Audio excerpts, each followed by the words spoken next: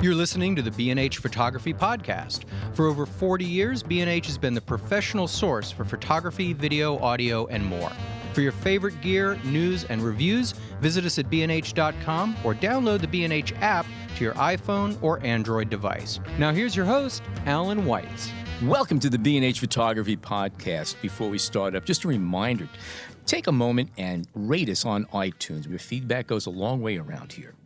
Today's topic is beach portraiture, specifically at Coney Island. Beach photography is by no means a new idea. Coney Island has been documented by numerous well-known and lesser well-known photographers for well over a century.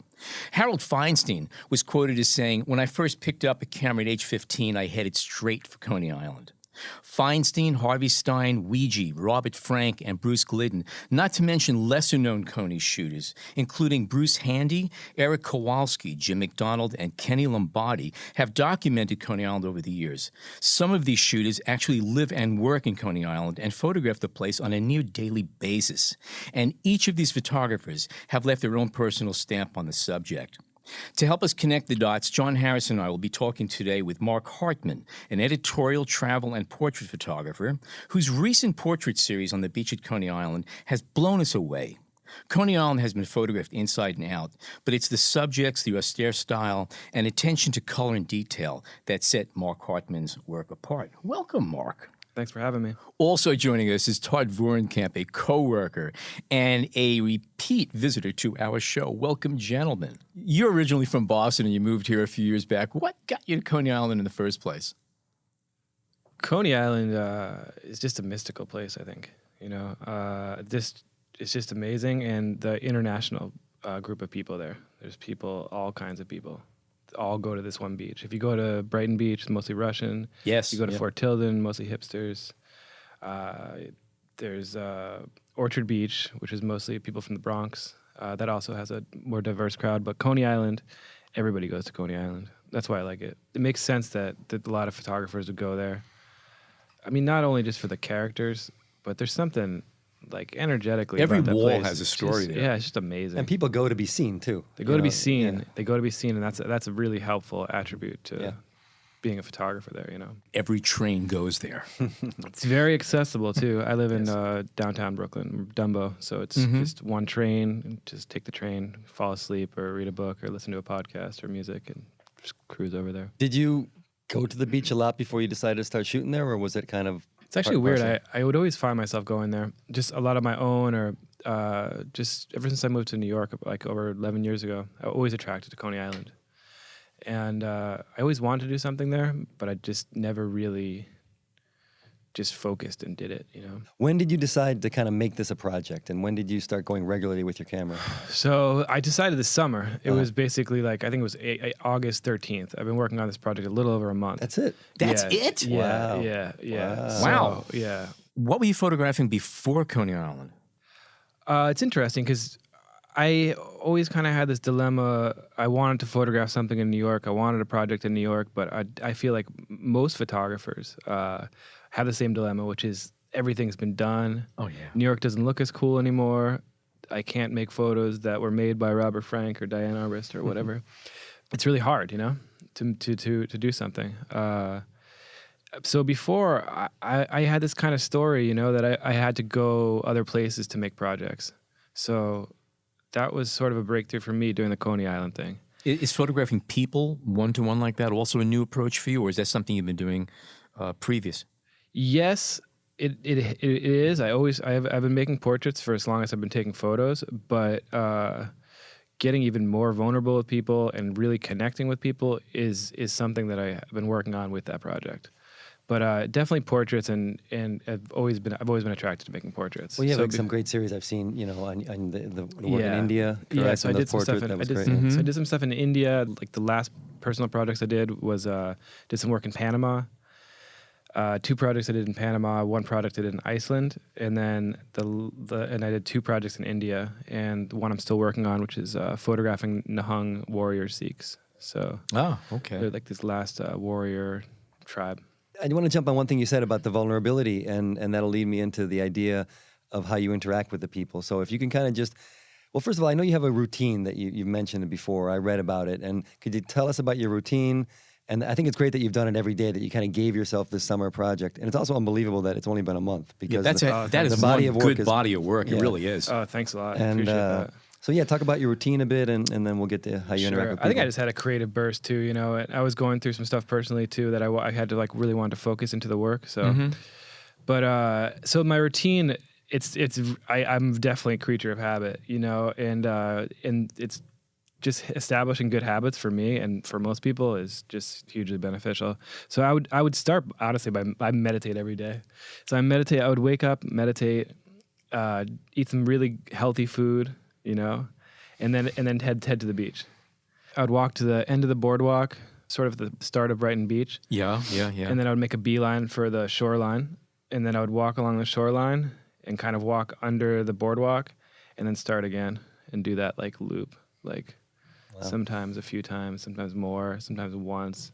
But I was like, all right, I'm just gonna go every day, whether it's even Rain for or like shine? one lap. I'll just do that. How long does a lap take?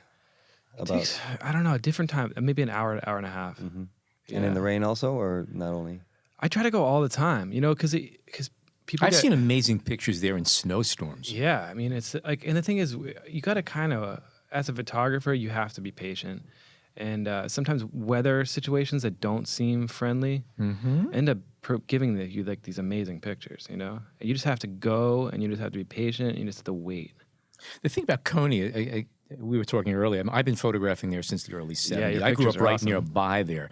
My dad grew up in Coney Island. Most of my family members did, and I grew up in Sheepshead Bay Marine Park, and that was a bike ride away, and it was part of my childhood. Yeah, you're lucky. So I don't want to argue with you.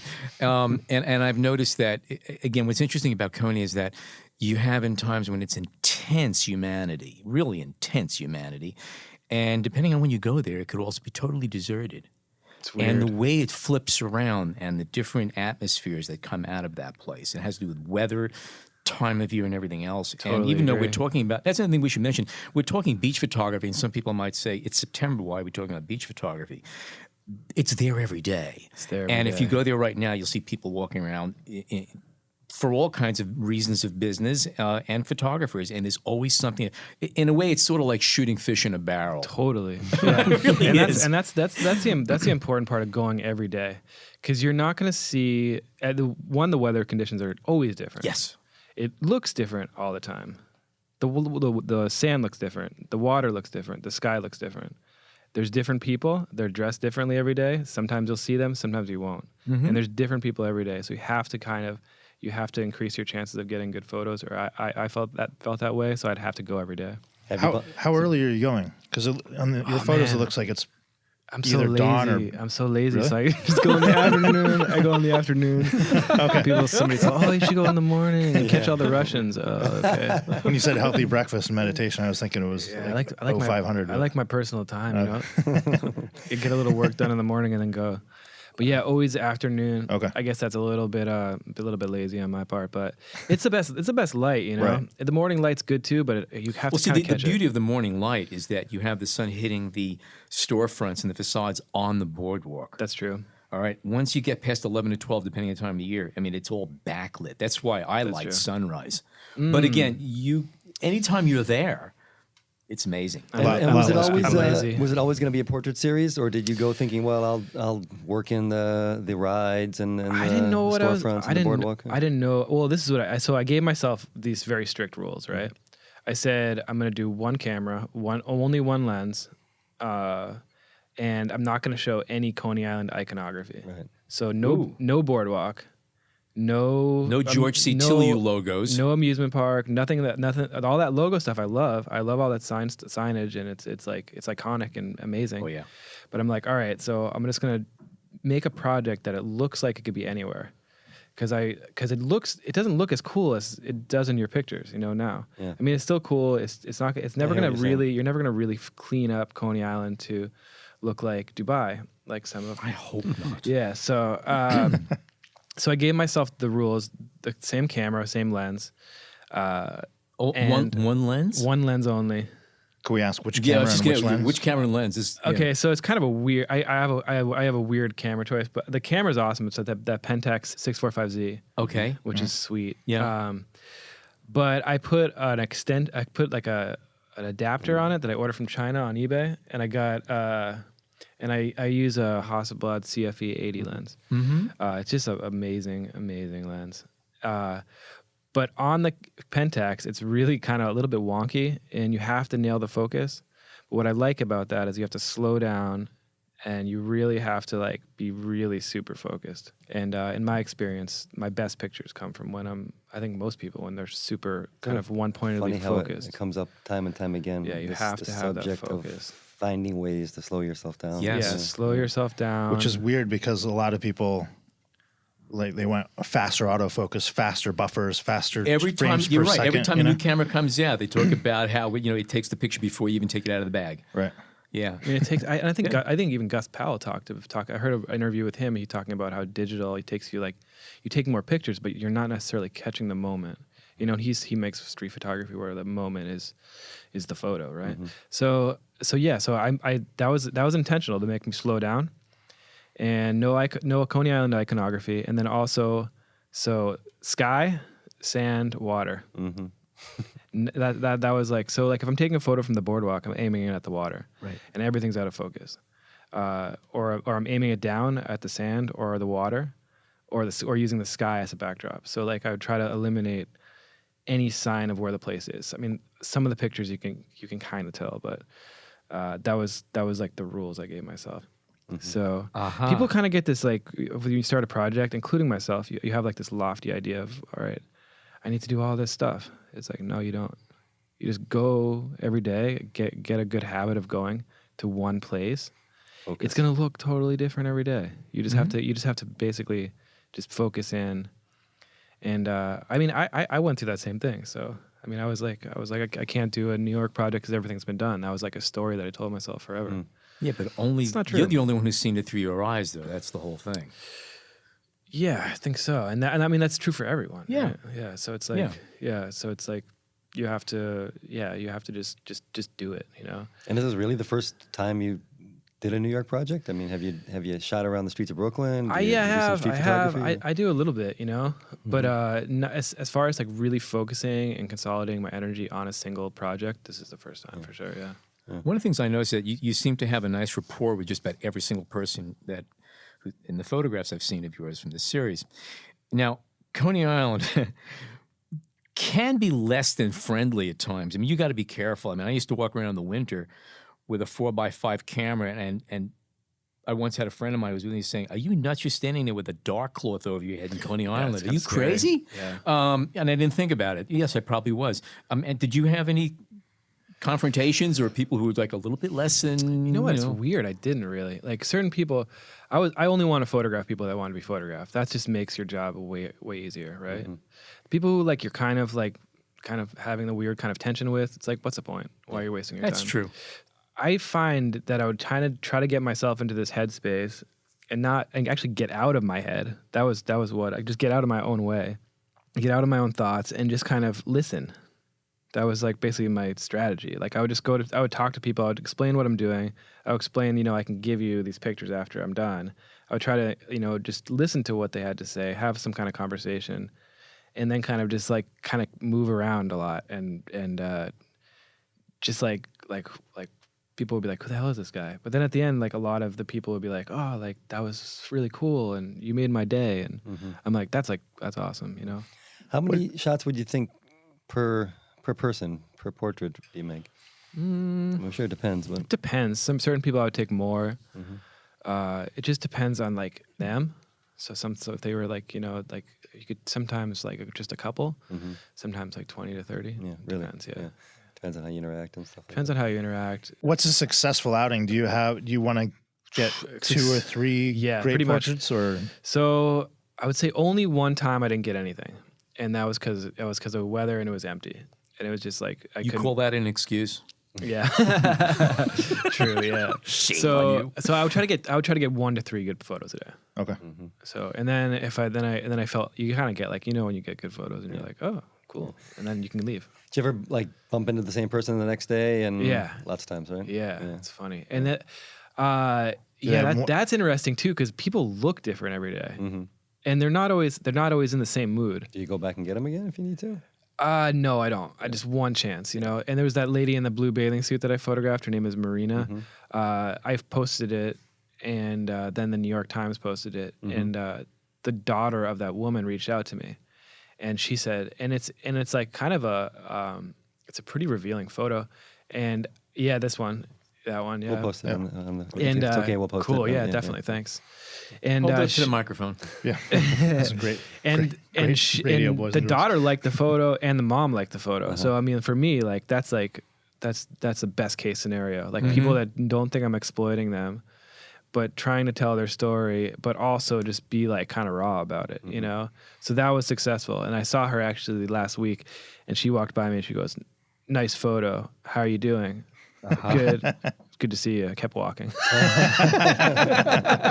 That's a fairly long New York conversation there. So That's called bonding. the one thing that I've liked as I'm scrolling through your feed here is that you approach people. I mean, they're not all the same type of portrait. I mean, some are a variation on just a headshot. Others are complete body. Other are kids in the sand. Others are body parts. So when you're approaching somebody, do you kind of have in mind already what about them you want to focus on, or is that something that comes from your little conversations and your interactions, or do you take several, like a headshot, and then you go down to this woman? I love the shot of it's basically from her neck down, and she has these long fingernails, and her body is there. I always like that. Yeah, photo. yeah. And there's I would basically just long go hands. be attracted to people who I have a certain spark with, or like I see something that I like about that person. With her, it was just her hands. Her hands were like amazing looking. She had this like such a like long fingers, like almost like alien or something. So I was really drawn to that. So I kind of warmed her up by taking her normal picture, and then I'm like, all right, we're gonna do something a little weird right now. I'm like, I'm gonna. You're in photograph. Coney Island. Yeah. Nothing's weird. But did you know that already, that you kind of wanted to go for that? And Yeah, I did, but I kind of warmed her up to it, because if you start taking pictures of a body, Right away. people are kind of like, "What the hell is this?" guy doing? Yeah. Sure. But I mean, like, the thing is, if you're comfortable doing it, the other person's gonna be comfortable doing it, and that's the key to not getting in your head when taking portraits. You kind of have to just allow a shared moment, and by like being self-conscious, when you start doubting yourself or like overthinking, it's gonna ruin the photo, because you take yourself out of the present moment. You'll miss the moment, and that's like just anxiety, and everybody has anxiety. So it's like, so that's why I would prepare myself, like going there.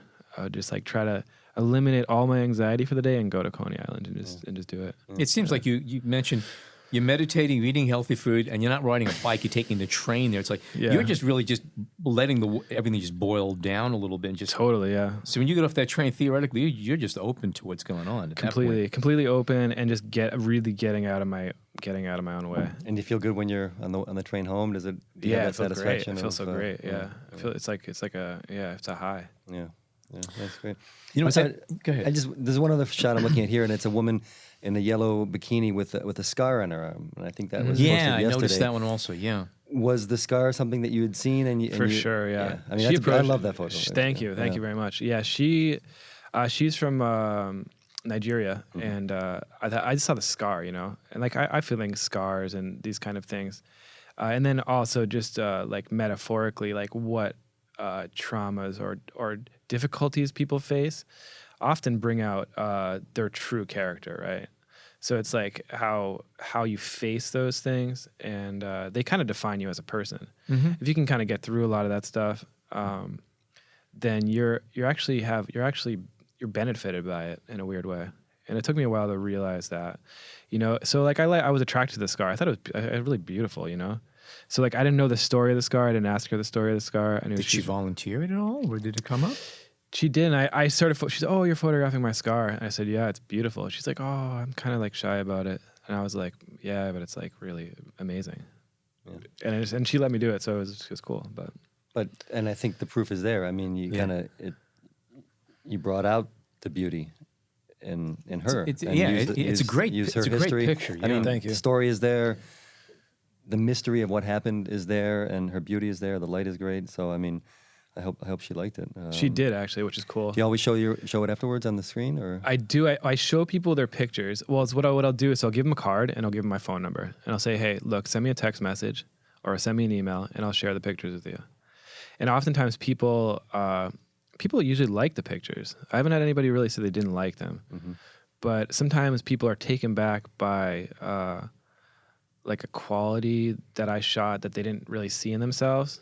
And they're like, whoa, this is kind of weird because like you made me look. I don't really see myself that way. Because most of these people are they're when they look at a picture, they were at a party or something, or Barbie, and somebody just took a picture. Yeah, You took a portrait. yeah. They don't. That's the difference. Totally, for sure. Like the girl with the scar, she really liked the picture, and she was actually really. She contacted me just recently. She's really interested in getting into photography. So she was asking me about cameras, and she's like, "Yeah, I really like the picture you took." Have you not heard back from some people? I actually heard back from most people. A couple of them I didn't hear back from, but the majority I've heard back from, and the majority actually liked the pictures. Cool. Like if it would change the relationship of that I would have with the pictures if they didn't like it, Right. or they felt like I was like using them or making them look ugly or weird or like that would kind of make me. I don't know. I would just get all weird about it. I would feel strange. I understand that for sure. Yeah. For sure. My goal of this project is sort of to like help elevate people, right? Like, so I'm like elevating myself, I'm elevating them. And then ideally why I put it on Instagram is because like I can help other people or inspire other people to get out of their own heads and to go just be creative, whatever that means for them. And then also like just to share with people that aren't necessarily photographers. You know, like for a long time I was like, oh, Instagram is like stupid. It's like I should keep all the work precious. And a lot of photographers feel that way. They think it's dumb, you know. Yeah. And I did too at one point. But it's like there's no better place to share pictures. Now, are you getting? I mean, just from looking at your work and seeing this feed. Is this a series that's getting you a lot more attention than you thought in such a short time? More. It's really crazy. And is Instagram kind of at the heart of that? I mean, I know it was in the New York Times. And it is. You know, I mean, the whole thing has been kind of overwhelming. Yeah, that's great. I wasn't expecting that. I mean, I found this just through Instagram, like luck of the draw, and it was almost immediate. I was like, let's get this guy on the show now. Wow, thank you. That's cool. And can I ask the format? I mean, you shoot with medium format regularly. I shoot with I'm a super hardcore film guy forever, you know. And then I recently got the Pentax. Okay. And I'm like, I love the digital, man. Are you ever going back to film? I think I will for a couple projects, but to be honest, the digital is so good. Yeah. Because the quality's awesome. It prints big, and you can share it. You can like share it on. I can share it on social media. I can share the pictures with people. It changes the whole relationship to the picture. And with the people, I imagine. You have a bigger camera and you're taking your time. And they love it. You know, I can't like shoot with my Hasselblad or my 4x5. Oh, I'll give you a photo in 3 months. It's not gonna be it wouldn't be the same thing. Yeah. And I knew that the volume of the work that I'd have to put out for this was important, and also being able to share it immediately. That just changed the whole relationship with the subject, and it changed the relationship with sharing the work itself. I mean, another thing about it is that even though mostly everything I've seen has been on my phone, you feel the medium format. Well, I was always kind of shooting with medium format and larger formats cameras. I just like that better. It has a different presence to it. Okay. And the quality for me is like a big factor in that. But before shooting this stuff, I was always shooting in a more rigid fashion. I was like, I gotta have a tripod, I gotta have my camera, I gotta have my light meter, and I'm just like everything's straight. Okay, cool, take the photo. This was like, all right, just forget all that. Basically break all those rules and try to shoot in a much looser fashion. And is that a total break for you for the first time? It sounds like you never really went out this way. No, I haven't. Yeah. Okay. It's different way of working. So this is really a whole thing. Is real catharsis for you the past 2 months. I mean, it feels like totally. street photography as much as it does like portrait photography. That's cool. I mean, that's great. I think that's, thank you. That's part of it. A lot of people listening to this who really have no experience of Coney Island. They might have seen pictures of it, and obviously, if you never heard of it, I don't know where you've been. But Coney Island has an interesting history. It started off back in the 1800s, and Manhattan itself, the city, was it was all tenements and cement and heat and humidity and dirt and filth. And Coney Island was different than today, right? Yes, some things don't really change. change. And Coney Island was like this place where you could escape to. And back then, it took over a day to get there. There wasn't the Belt Parkway, and the subways didn't come through until the early 1900s. And that was like, but the earliest subway stopped right there at the beach, and that's when it started happening.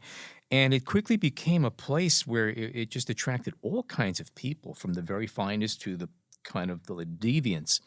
And if you were to go back there at the turn of the century, and you were touring around, first of all, there was Steeplechase Park, which I remember, Luna Park Dreamland, which had a steel pier that went a half a mile out on the ocean, handled 60,000 people at a time, and it was an excursion liner that left Manhattan every hour to take people there.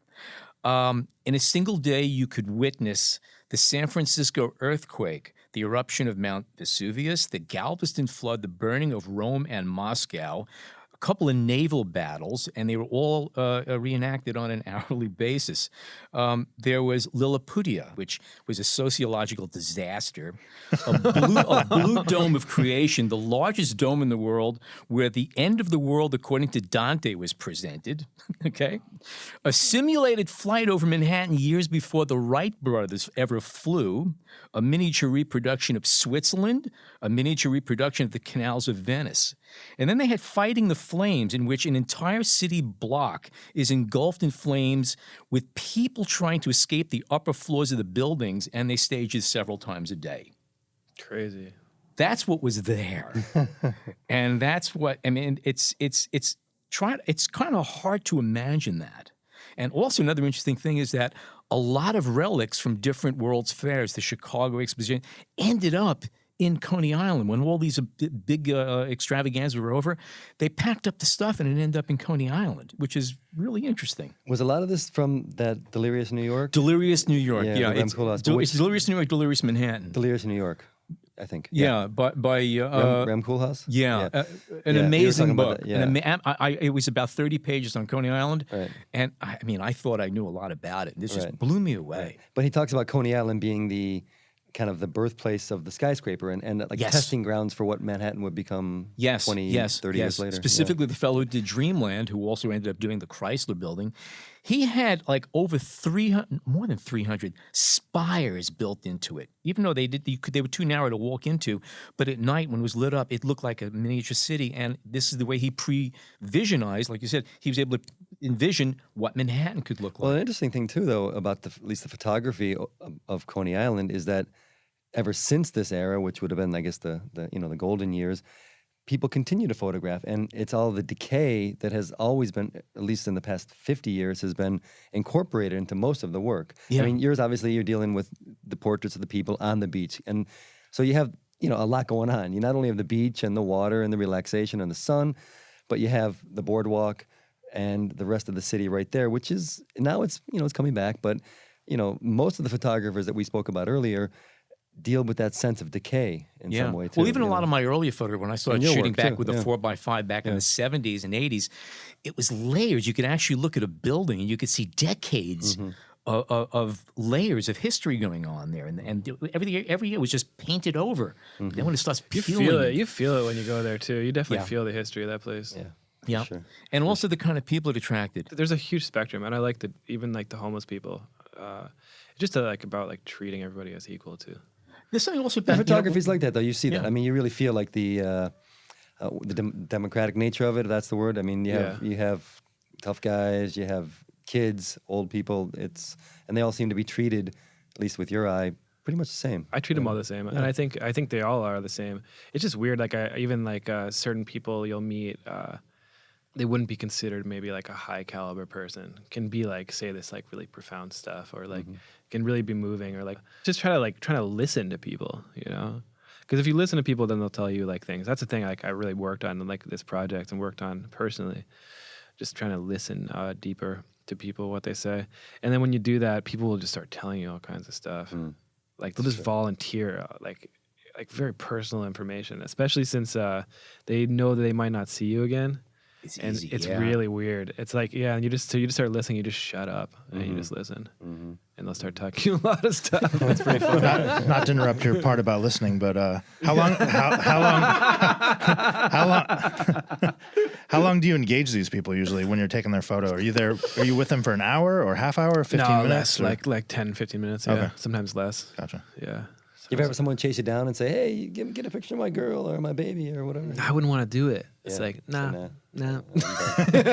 You have to choose. Yeah. Or like when people are like, say, "Oh, let me see all the pictures." Yeah. No. So let me ask you about your color, because it seems to be at the heart of a lot of the people you choose, or at least you pick out. And this is one of the first photos that I saw, and it's a photo of a girl's pink hair with the horizon line of the ocean and the sky. And is that something you're always on the lookout for? Yeah, always looking for color. I like colored hair. I Yeah. like people with dark complexion just because their skin reflects the light differently. Are you bringing a reflector or No reflector, just nothing. all- No all lights, natural light, just all yeah. natural, yeah. And now we'll show this one if it's okay Yeah. on our site. But did you shoot a shot of her face and a couple portraits first, and then said, "You know what, give me this," or did you just grab this one? I actually didn't even ask her permission for that one. That was another question. Yeah, so like Oh. 95% I'm asking permission. Certain times I'll see something where I'm just like, if I were to say something, it would just disrupt would the ruin thing, Right. whatever was happening. So yeah, I just saw her and then I just started snapping away. Now, have you seen some of the photos of like Wayne Lawrence? Yeah, Wayne's a personal friend of mine. Oh, okay. So honestly, like with Wayne's photography, I almost feel like I'm kind of nodding my head in a couple of photos that I made, just to kind of give him a kind of a artistic shout out Yeah. in the pictures. Yeah. So that's pretty intentional too. I like Wayne's work a lot, but I was trying to do my own thing. Of course, yeah. And kind of put my own stamp on it. But at the same time, I am kind of trying to nod my head to the people that did inspire me to do, a project in New York. And then also, I mean, it's a beach project. So it's like, I mean, Bruce Gilden, Stephen Shore, Robert Frank, so many people. Do you Lee know, Freelander. what's her name?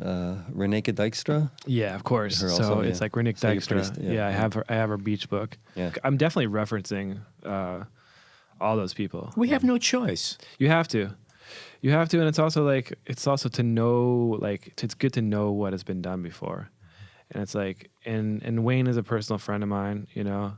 So like in a way he sort of inspired me to do something in New York, you know, like, great. and like other people who, my other peers who have like doing New York projects, like always had this envy, you know? I'm like, shit, man, I need a New York project, but it's all been done before, but it hasn't, you know? No. No. And that's the challenge, you know? Have you ever do monochrome at all? Like black and white. Black and white, yeah. I'm not as interested in it. Interesting. Okay. Yeah, I love color. Let me ask you about on your Instagram feed. You have all these great photos from Coney Island. No captions, no hashtags. Is that a conscious choice? Yeah, it is. Okay. People comment, "Oh, like it'd be really nice to know their names." I'm like, shut up. Yeah, you know enough about them from the picture. You don't need to know. Yeah, I think it's about stories, right? And also, I feel like it's, you know, some of them it would be nice, but you know, sometimes like the most meaningful portraits I got with people or had this like crazy like exchange that felt very profound. We didn't even introduce ourselves, but does that make it less important, or like does it necessary? I don't really think so. You know, it's like you're also telling. It's weird because you're collaborating with the other person, and they're giving you something, and you're bringing something, and then you're kind of allowing like something else to happen, which is like just try to be present to. But they're really like self-portraits, right? Like they're like every portrait's sort of a self-portrait. Yeah. You know, they're like it's hard to escape that. It's hard to not tell your own story through other people. So given the kind of the short life of this project so far and the intensity, how do you see this thing ending? Oh, I don't want it to end. You That's don't. the thing, yeah. But it's gonna end. I think I'm gonna shoot for another week, and then I'm gonna call it. So whether I decide to go back next summer, I don't know. Like I'm still thinking about it. Yeah. I feel like I want to continue it, but I also feel like it's representative of a certain period of my life, and then also time, and then like I don't know if I need to do it more. It's completed. At a certain point, you feel that I kinda I feel got like this out of my system. This is good. I kind of feel like it is completed, you know, and I'm kind of like hanging on because I like sharing these pictures, and like I went to see my parents, and like, you know, you don't only have to post photos of Coney Island on your Instagram now, and I'm like, oh man, I feel like I only should now. But now it's like, all right, now I have this like big following on Instagram. I'm like, well, all right, what do I do next? Have your numbers gone nuts because of this? Super nuts. Yeah, Yeah. it's pretty crazy. Yeah, I got like something like like 7,000 followers extra. Wow. Oh, well deserved. Well deserved. Okay. We're going to take a break, and when we come back, what are we going to do? We're going to talk gear with Todd, whatever his last name is. Oh, yeah, that guy Todd, yeah. We'll be right back. We hope you're enjoying this edition of the B&H Photography Podcast. Send us a tweet at BHPhotoVideo, hashtag BHPhotoPodcast. We are back. As we mentioned at the beginning of the show, a lot of people think that taking pictures at the beach is something you do only during the summer, but no, the beach is never closed. They're always there. And even though we're going into fall, followed by winter, there's plenty of reasons to go back to places like Coney Island or any other shore resort. You have the ocean, you have sand, you have nature, you have people, you have architecture.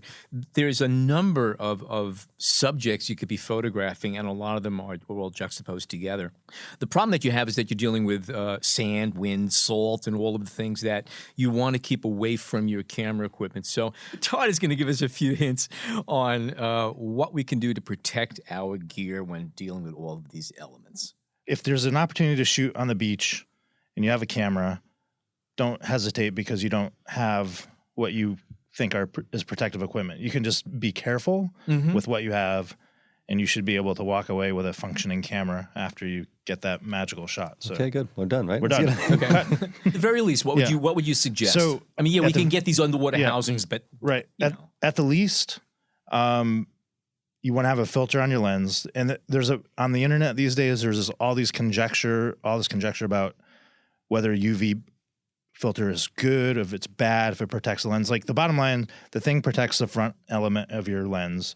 If you're getting blasted by sand, it's not a good for your sacrificial coatings, thing. It's not Yeah. good for anything. Yeah, it's use a UV filter. Don't Oops. you know? Well, I mean, some Mark is taking copious notes Yeah. right now. So use a UV filter. If you have an interchangeable lens camera, don't change the lens at the beach unless you absolutely have to. And if you do change the lens, turn your back to the wind. Yeah. Keep it, stuff's going to be blowing, so try to keep the dust out. And aim the camera downward because, Right. Gravity helps. yes. Yep.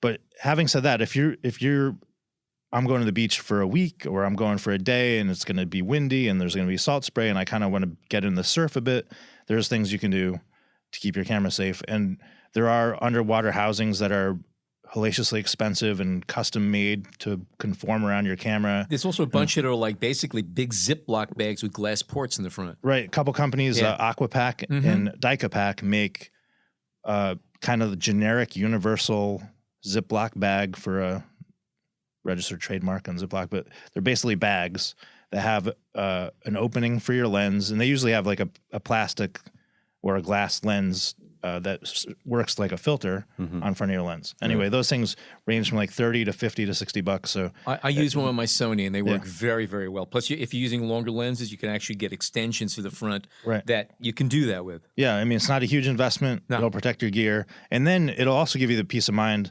Like one thing is, if you have something that's waterproof, it's going to keep sand out because sand is larger than droplets of water or molecules. Sand is evil. So, Yeah, sand's tough though. I mean, that's one yeah. thing. You think you're good. You know, you have your camera in your bag. It's sitting on top of the blanket, and then you go down in the water. You go for a swim. You come back. Some wind is blowing into it. Sand gets everywhere. sand gets everywhere. So Especially interchangeable lens. anything waterproof is going to keep the sand out of your camera. Don't change the lens when your camera's exposed. One thing I know, like I've brought my camera bag to the beach, and you'll get sand in your bag. So when everything's said and done, go home, take a slightly damp cloth, wipe down your gear.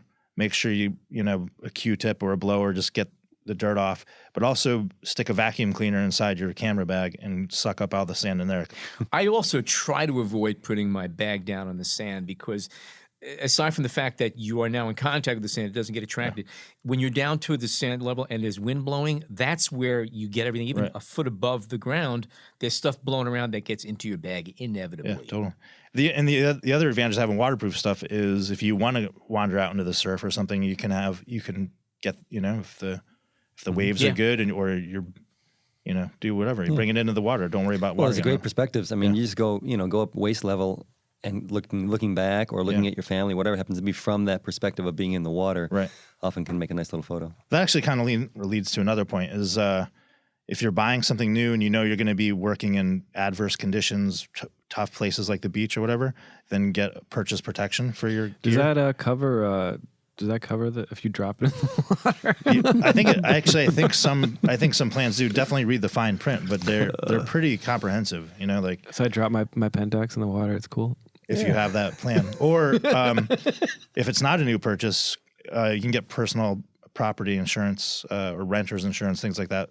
I have a personal property floater with my insurance. Yeah, Yeah, no but pun it's only if intended. it floats. No if it pun goes under, that's it. Yeah. You're void. But you pay a little bit extra to your insurance company, and then your gear's protected. So Now, I don't know if they still do this, but Leica used to have a passport warranty. I don't know if they still have this, but for 2 years or 3 years, okay, yeah, they basically replaced your camera if it became damaged. If you dropped it down the side of a mountain, as long as you can get them, the pieces, as long as you they rappel down to get replace it. it. Okay. However, if you drop it in the ocean, you can't retrieve it.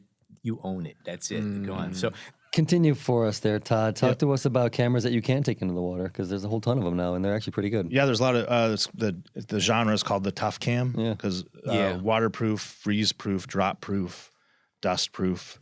Again, if you have this vision of doing photography on the surf or something, that's the camera you're going to want because they're built to take a beating. And I've owned about 4 or 5 of them over the years, and I'm always taking them into the water, pools, oceans, and stuff. And that's what's great Yeah, about they're it. good for families too. yeah, it's pretty cool. Well, Now, what about DSLRs? Most of them now will have There's weather weatherproofing, sealing, weather sealing, the lenses and and, the bodies. Yeah, You know, their hard chassis are pretty good, so you're going to be all right. I mean, you're taking those cameras to the beach. They're going to get sprayed. They're going to be fine. You have to clean up the salt water when you get home, but in general, you're not going to worry about that. well, a lot of the new ones are weatherproof.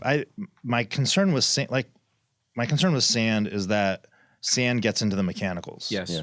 Yeah. Where a seal to keep out water might keep water out, but a grain of sand might get to that seal and either damage that seal or create an opening where more things can get in. I think You know, like- cleaning your equipment post-shooting when you're down there is critical for this because what I you do. have to look at every single, every body, every lens, everything that you have. And like you mentioned, vacuum out your bag. If you see sand, keep cleaning and blowing it out because you don't want it inside. Yeah, that's the one thing I did after I'd shoot. I would just add some Zeiss lens spray and some alcohol and swabs. You know, I'd just clean it up the body. Get in with the Q-tips and clean the whole thing up. Yep. Well, you have the advantage of just using the one lens. That makes a difference too. You Yeah, don't take it off. I literally haven't taken that lens off. Right. So. So let's talk a bit about wedding photography on the beach. We wanted to throw that out at you at the last minute there. I mean, lighting. I know you don't use lighting, Mark, and I wouldn't never take a light to the beach. That's me though. But if you're shooting weddings at the beach, what a lot of people do, you need something. You need a reflector. You need a battery-powered strobe. There are a lot of compact off-camera flashes right now that are battery-powered that you can light up small groups very easily. Pro Right. I photos. mean, you can use a speed lights or Profoto has the B1s, which are battery powered monolights. Well, Impact B2, which are, or B2, are sorry, tiny. Yeah. The B1 and the B2s. Yeah. And then Impact just came out with the Venture, which is even smaller, more compact than the Profoto lights. Brand new. And again, like we mentioned, speed lights. You have a couple of speed lights. It's amazing what you could do with them as well, especially with fill flash and the high sync speeds and stuff. So there's a lot of things you can do lighting wise. I'll say this about those lights. So the mono lights definitely not designed for sand. I mean, they have open backs for cooling and things like that. That you. Yeah, it tips over in the wind. I would No not trouble. go on a windy day. That's the beauty of a yes, reflector. that's true. Yes, Yeah. The reflector is perfect for the beach because you can see what's going on. B1s are good too. They're kind of sealed. Yeah. But yeah, that's something to consider. Obviously, you need that fill light on the face if you really want to get those type of wedding shots. If not, they're gonna have you get a problem with your bride. But anything else then to toss at us gear wise? Any thoughts? Anybody? Just do silhouettes of everybody. Backside. Hey, can I see that scar? And then you just open it up in Photoshop. It's easy. I'll say the last thing was, if you don't have a Dicapack bag or something, you can grab a Ziploc bag or a trash bag and wrap your gear, leave an opening for the viewfinder and the lens, and it's better than nothing. By the way, something that's also not camera related. Well, it's photographic related. A tripod. If you're shooting at the beach with a tripod, I highly suggest taking the ends of the legs and wrapping them with Ziploc bags. You do not want sand getting into the threads of the locks for the legs or anything like that. I've had tripods trashed from that. I did a series with Dune Photography and spent an entire evening breaking down and rebuilding a flip lock tripod. Mm-hmm. And after that, I brought my wooden tripod. So you think a twist would be worse? No, a twist lock is better than. I think a twist is better. Okay. Like the Enduros, because a lot of the twists have seals on them. Okay. So it tries. Mine didn't. Let me tell you, that sand trashed with the threads. flip locks, you have more moving parts, springs or whatever, and that stuff gets all gummed up. And usually they're coated with oil. Yeah. And that oil just holds the sand. So. Totally. Yeah. Wooden tripods are fantastic for the beach, dunes, things like that. Good point. Old school. All right. Now that we have another week and a half where you're going to be photographing on the island, Sure. Have you had any thoughts yet about what your next project might be? Yes. Would you share it with us? Or is this a secret? I'm gonna. The next big thing is I'm gonna go back to India and finish my Bolo Sonihal Nahang Sikh warrior project. That's something I want to turn into a book, and I'm also gonna start working on the book project with the Coney stuff. I want to do a book and gallery show. So anybody who's interested, publishers, galleries. And for those who want to see more of your work and publishers who want to see what they're going to be putting into the book they're doing for you, sure. It's my website, which is markhartmanphoto.com, and then my Instagram page, which is Mark, M-A-R-K, Hartman, H-A-R-T-M-A-N. That's just my name. Check out Check out the Instagram. I mean, the website too, but it's everybody's on. It's like it's weird. People are like, "Why are you putting those all on Instagram?" It's like that's everybody sees images now. Yeah. It's like less people look on websites than they do Instagram. It's true. Right. It's true. So it's like, all right. Also, but this is a great series for Instagram. It just fits. I mean, agree. the format and the timetable, everything about it seems great. The fact that you're getting close to 1,000 likes per image without one hashtag and stuff, that's pretty amazing. That it's crazy. You get right? that you're having that following where people are just going to look. Yeah, so I have anxiety about keeping that up. So I do want to start another project. I have some miles. I might take a trip to Japan and work on some less sort of cohesive stuff, or figure it out when I'm there, and then the India thing, and just try to figure it out. Still working on that. All right. We look forward to seeing what you and do. Just thank you. FYI, we'll maybe throw this in after the last comment, but this would make an awesome gallery show. I mean, obviously you have huge files from the medium format Pentax. They're going to print beautifully. The colors are great. The prints are great. Have you printed anything yet? I printed a 30 by 40 the other day. And I'm like, why am I shooting 4 by 5? Like, I mean, it does have a different look, but it looks great. Like they would look kind of filmy, So as long as you kind of, you process the files properly, and it's like there's not a huge difference anymore. I mean, it has the film has the more organic look, right? Yes. So and that's why I was holding on to it for so long. But nothing like outputting digital. It's just so fast, and the quality is to me is good enough for now. And you know what you got right then and there. Exactly. Yeah. All right. Sometimes. Okay, Mark Hartman, thank you so much for joining us. Thanks for having me, guys. That was fun. Thanks a lot. Todd Vorenkamp, thanks for joining us. And thank you to John Harris and Jason Tables.